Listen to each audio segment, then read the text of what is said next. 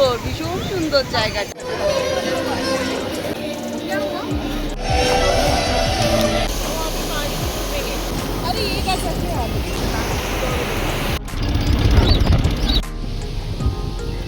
Hello everyone, I am Atri. Welcome back to my channel everyday echoes Atri. Mangrove আর ব্যাকওয়াটারে শান্ত পরিবেশ উপভোগ করার পর মনটা একেবারেই ফ্রেশ হয়ে গিয়েছিল, আর সেই সতেজ মন নিয়েই আমরা আবার ফিরে এলাম ভার্কালার বিচে। এখানে আসার একটা আলাদা মজা আছে। ক্লিফের ওপর থেকে নিচে নেমে সমুদ্রের কাছে যেতে হয়, ধাপে ধাপে নামতে হয়, আর চারপাশের দৃশ্য এত সুন্দর লাগছিল যে ক্লান্তি একদমই টের পাওয়া যাচ্ছিল না। তবে সেদিন ছিল ছুটির দিন, তাই মানুষের ভিড় ছিল চোখে পড়ার মতোই। দেশ বিদেশের পর্যটকেরা ভরে গিয়েছিল পুরো এলাকা জুড়ে। ভার্কালা বিচ এটা না? আকাশটা সেদিন একটু মেঘলা ছিল, তাই মন ভোলানো সূর্যাস্তটা আমরা দেখতে পাইনি। কিন্তু তাতে কি সৌন্দর্য কমে যায় নাকি? একেবারেই না। চারিদিকটা যেন ছবি আঁকা ক্যানভাসের মতো লাগছিল। আলো ছায়ার খেলা, ঢেউয়ের ছন্দ আর আকাশের রং বদলের মুহূর্ত, সব মিলিয়ে পরিবেশটা ছিল ভীষণই সুন্দর। সেই কারণে ছবিগুলো দারুণ এসেছিল। কখনো সমুদ্রকে সামনে রেখে বা কখনো আবার নিচ থেকে উপরের দিকে তাকিয়ে ক্লিফের দৃশ্য, সব ফ্রেমই আলাদা আলাদা গল্প বলছিল। এখানে ভিড়, যেহেতু ক্রিসমাস, সবারই ছুটি, তো এই জন্য একটা এক্সট্রা ভিড় তো চলছেই। কিন্তু ভীষণ সুন্দর জায়গাটা। এত ভালো লাগছে, সমুদ্র তট ছেড়ে আর যেতেই ইচ্ছে করছে না। প্রত্যেকটা মানুষেরই তাই। আর উপরের দিকে সব ক্লিপগুলো রয়েছে, এখানে সব ক্যাফেগুলো রয়েছে। বার্কালাতে ক্যাফে কালচার ভীষণভাবে হচ্ছে অ্যাক্টিভ।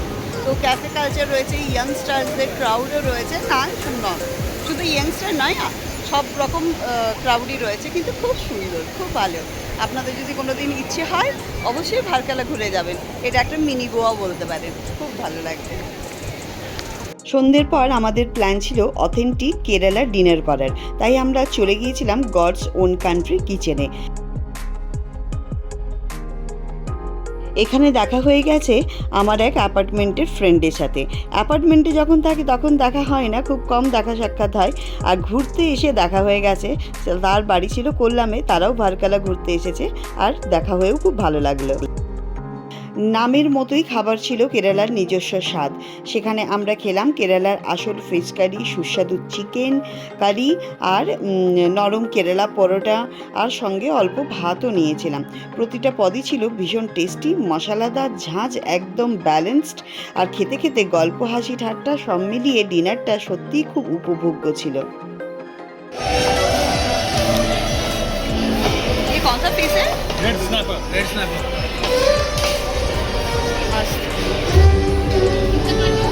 ওই যে মাছটা ছিল ওটা রেড স্ন্যাপার।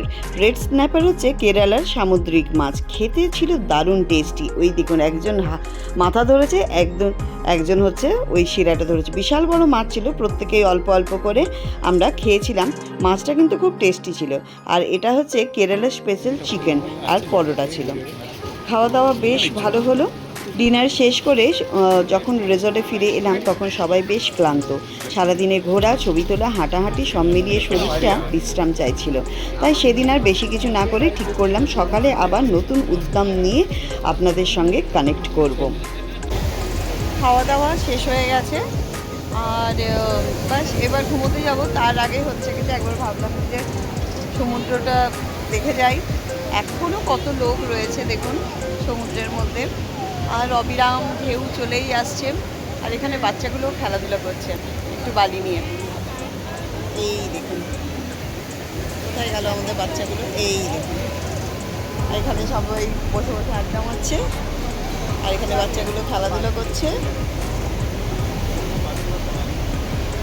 আর তাই ভাবলাম যে ঠিক আছে, খাওয়া দাওয়া তো তাড়াতাড়ি হয়ে গেছে, একটু হাঁটাহাঁটি হবে, একটু ওয়াকিং হয়ে যাবে, খাবার দাবার হজম হবে। Good morning everyone. এটা পরের দিন সকালবেলার ব্লগ। আমি আর আমার বৌদি আমরা দুজনে মিলেই মর্নিং ভাইবস নিতে বিচে চলে গিয়েছিলাম। আজকে আমাদের ভার্কালাতে তৃতীয় দিন, থার্ড ডে। আর আজকে ব্লগটা স্টার্ট করছি একদম সমুদ্র কিনারা থেকে। ভীষণ সুন্দর, সবাই বসে আছে, স্নান করছে, যে যা মানে সমুদ্রটাকে উপভোগ করছে। খুব একটা ভিড় নেই, আর আমরাও তাই উপভোগ করছি। আজকে ব্লগটা তাই এখান থেকেই ভাবলাম স্টার্ট করি। সকালবেলায় মর্নিং ওয়াকে এসেছিলাম, ঠিক আছে স্টার্ট করা যাক।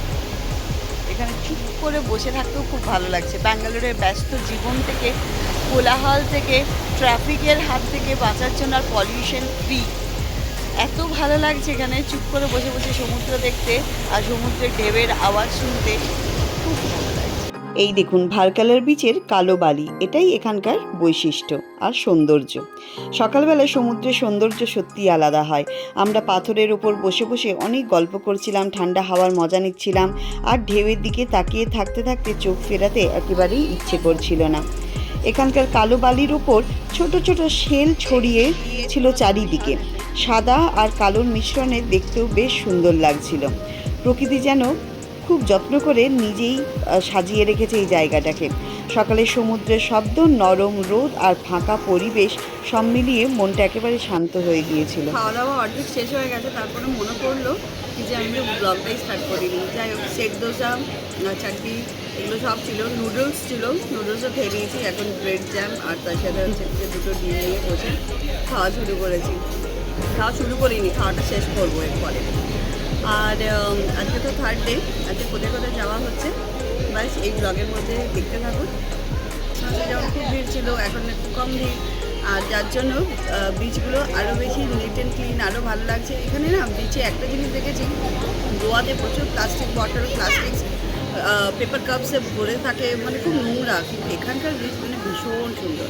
এখানে সার্ফিংও করে খুব সুন্দর। এখানকার ঢেউটা আর জলের কালারটা এত সুন্দর যে সার্ফিং মানুষ মানে করতেও পারে খুব ভালো। আমি তো আজকে দেখছিলাম অনেক সমুদ্রের ভেতরে কয়েকজন কাপল চলে গেছিলো আর তারা ফ্লোট করছিল, এত সুন্দর। চলুন নেক্সট ডেস্টিনেশন আমাদের যেখানে যাব সেটা হচ্ছে গেছে আপনাদের সাথে শেয়ার করব। হ্যালো, আমরা এখন যাচ্ছি কপিল বিচ। কপিল বিচে একটু এক্সপ্লোর করবো সবাই মিলে। এখানে অটোতে করে যাচ্ছি, আর এই হচ্ছে আমার চায়ের মেয়ে, মানে আমার হচ্ছে নিচ। আমরা সবাই মিলে যাচ্ছি অটো করে। অটো করে যেতে খুব ভালো লাগছে। আর অটো ফেয়ার বেশি না, কত বলছে auto fair? 300 rupees auto fair. যেতে হবে 20 মিনিট, 25 মিনিটের রাস্তা। খুব ভালো লাগছে, খুব মজা লাগছে। আর গরম থাকবে মনে হচ্ছে না, ভীষণ ঠান্ডা ওয়েদার। ওয়েদারটা ঠান্ডা নেই কিন্তু হাওয়াটা ঠান্ডা, খুব ভালো লাগছে। চলুন এবার বিচে গিয়ে কথা বলবো। এখানে একদিকে বিশাল সমুদ্র আর অন্যদিকে শান্ত ব্যাকওয়াটার, আর এখানে সমুদ্র আর ব্যাকওয়াটার একে অপরের সঙ্গে মিট করেছে। এখনও এই বিচগুলো, কপিল বিচ আমরা এসেছি, বিচগুলোতে এখনও বিউটি রয়েছে।